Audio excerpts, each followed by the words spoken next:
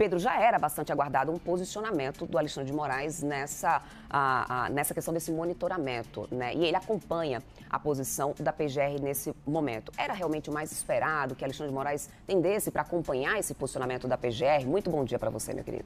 Bom dia, Débora. Bom dia a todos. Era o esperado porque não há precedente, segundo os juristas com os quais eu conversei, de um monitoramento da Polícia Federal dentro da residência do ex-presidente da República. Isso seria uma medida muito drástica, foi o que a PF alegou. Naquele momento, a PF disse que não teria como controlar os movimentos do ex-presidente da República, por conta, inclusive, de problemas que poderiam ter do sinal da tornozeleira eletrônica com a operadora.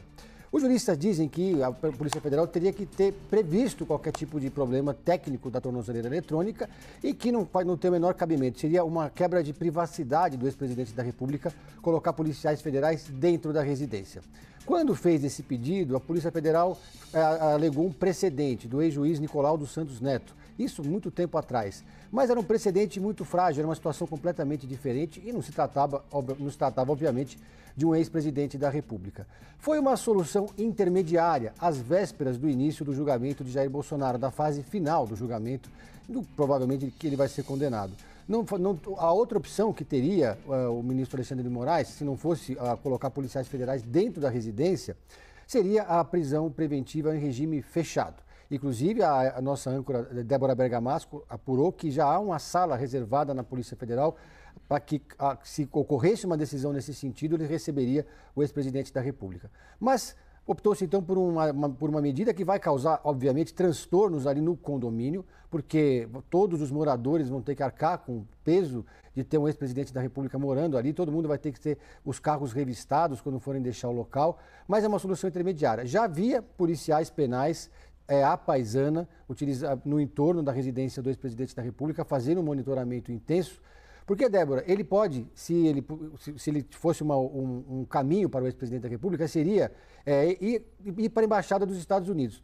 Quando fez esse pedido, o deputado Lidberg Farias, quem acionou a PGR, chegou a gravar um vídeo mostrando que da residência de Jair Bolsonaro, do condomínio onde ele mora, até a Embaixada dos Estados Unidos, é uma rota desobstruída que demora 10 minutos. Portanto, o ex-presidente da República poderia chegar facilmente até a Embaixada dos Estados Unidos e, a partir do momento que ele entrasse na Embaixada, ele poderia, então, ser considerado um exilado político, porque ele não teria como ser retirado daquele local. Parte do país, ele é território americano, por exemplo, se for um carro da Embaixada dos Estados Unidos, aquele carro que tem a placa azul. Esse veículo, se ele vai até a residência de Jair Bolsonaro, entra na residência e o Bolsonaro entra no veículo, a Polícia Federal não pode fazer absolutamente nada. Ou seja, até mesmo essa decisão que daqui a pouco até o Eli Jonas Maia vai chegar para detalhar um pouco mais sobre essa determinação de monitorar, de vistoriar os veículos, no caso de um veículo consular, não se aplicaria isso, Pedro Venceslau? Não se aplicaria. Inclusive, existe até um precedente, que é o do ex-senador boliviano Roger Molina, há muito tempo atrás também, mas ele ficou na Embaixada do Brasil, na Bolívia, na época.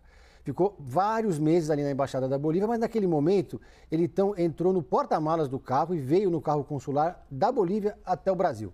Mas nesse caso, então, ele conseguiu escapar do olhar ali das autoridades. Mas mesmo que a polícia da Bolívia, na época, na ocasião, tivesse localizado o veículo, em tese não poderia abordá-lo, porque isso quebraria tratados internacionais. Seria quase como um gesto beligerante de um país contra o outro. Mas essa é uma possibilidade muito remota. Mas a preocupação maior que existe era justamente essa, é a proximidade da casa de Jair Bolsonaro da região onde estão as embaixadas, e sobretudo a Embaixada dos Estados Unidos. Especialmente depois que se revelou naquelas conversas entre ele e o filho, que ele teria feito um pedido de asilo na Argentina, um pedido que tinha sido redigido, estava lá nos arquivos do ex-presidente da República, o que em tese mostraria que ele teria essa intenção de buscar asilo político em algum outro país. Claro, então essa medida do Alexandre de Moraes, ela, de certa forma, blinda um pouco essa possibilidade de que ele possa ir para alguma embaixada ou que um carro consular. Porque, olha só que situação, Débora, se o carro do consulado ou da embaixada vai até a casa de Jair Bolsonaro, ninguém pode fazer nada. Mas, por outro lado, a polícia pode obstruir o caminho do carro, pode fechar as vias, pode colocar dificuldade para o carro chegar até a embaixada, pode impedir que o carro se locomova. Criaria-se, então, um incidente diplomático absolutamente inusual e é uma situação bastante complicada. Então, nesse momento, então, Alexandre de Moraes optou por um caminho do meio. Então, é uma situação, agora que o Alexandre de Moraes encontrou um caminho, ele já estava sendo monitorado, agora vai ser um monitoramento mais intenso e quem mora naquele condomínio vai acabar pagando o preço disso, né, Débora? Trazendo para vocês a decisão do ministro Alexandre de Moraes de manter o monitoramento na área externa da casa do ex-presidente Jair Bolsonaro. Mas, Jonas, uma coisa que tem chamado bastante atenção é essa questão dessa revista nos porta-malas dos veículos. Conta mais pra gente, então, ou seja, por que dessa decisão nesse momento, esse detalhamento, o que você conseguiu apurar aí pra gente, meu querido? Muito bom dia para você. Oi, Débora, ótimo dia para você, para o Pedro, quem acompanha a gente nesse sábado, um Breaking News aí com essa determinação do ministro Alexandre de Moraes do Supremo Tribunal Federal, atendendo aí aos pedidos tanto da Polícia Federal e dessa forma específica que a gente vai entrar falando da revista nos porta-mala do carro, é um pedido da Secretaria de Administração Penitenciária aqui do Distrito Federal, por conta de pontos cegos, como eles chamam, em relação a alguns locais dentro da casa do ex-presidente Jair Bolsonaro. Nessa decisão, inclusive, tem um ofício da SEAP aqui do Distrito Federal falando sobre isso.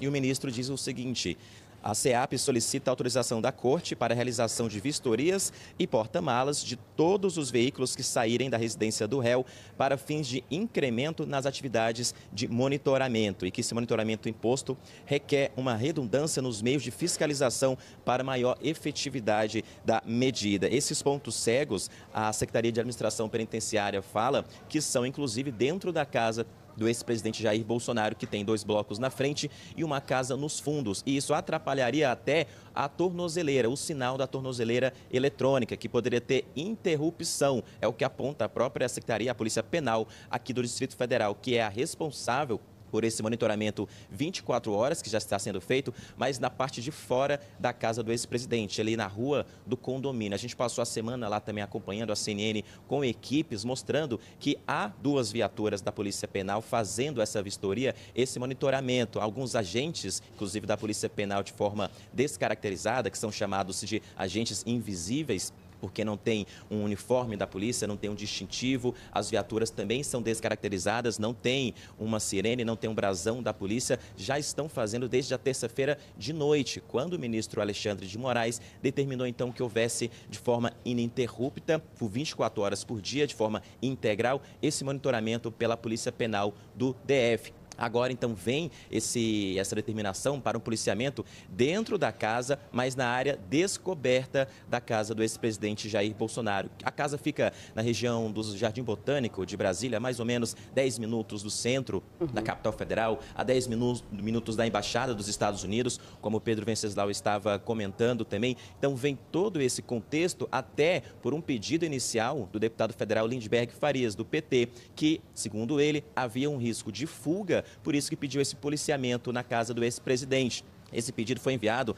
à Polícia Federal. A Polícia Federal, então, na sua investigação, também aponta um possível risco de fuga e enviou esse pedido ao ministro Alexandre de Moraes do Supremo Tribunal Federal. Então, foram até, inclusive, é bom explicar que foram 2 questões. Primeiro, um pedido para um policiamento 24 horas, um monitoramento, uma vigilância constante, e depois uma outra questão que era o policiamento dentro da casa do ex-presidente. A própria Polícia Federal, inclusive, enviou também uma informação dizendo que estaria à disposição para coordenar a Polícia Penal Federal, inclusive, para estar dentro da casa com os agentes da Polícia Penal Federal dentro da casa do ex-presidente Jair Bolsonaro. Mas nessa decisão, o ministro Moraes estende esse monitoramento à Polícia Penal do DF, não à Polícia Penal Federal. Questões diferentes, esferas diferentes, mas a questão é que essa determinação, então, é de policiamento dentro da casa, na questão interna do ex-presidente Jair Bolsonaro. E aí tem nessa decisão esse ponto que chama a atenção da vistoria dos carros que saem da residência do ex-presidente. Inclusive, tem um ponto aqui também que o ministro destaca, que a SEAP, Secretaria aqui do Distrito Federal, tem que enviar um relatório diário ao ministro Moraes de todos os carros que estejam saindo e o que foi encontrado nessas vistorias. A gente continua acompanhando essa decisão e lendo todos os detalhes para trazer aqui quem está acompanhando esse Breaking News com a gente. Débora.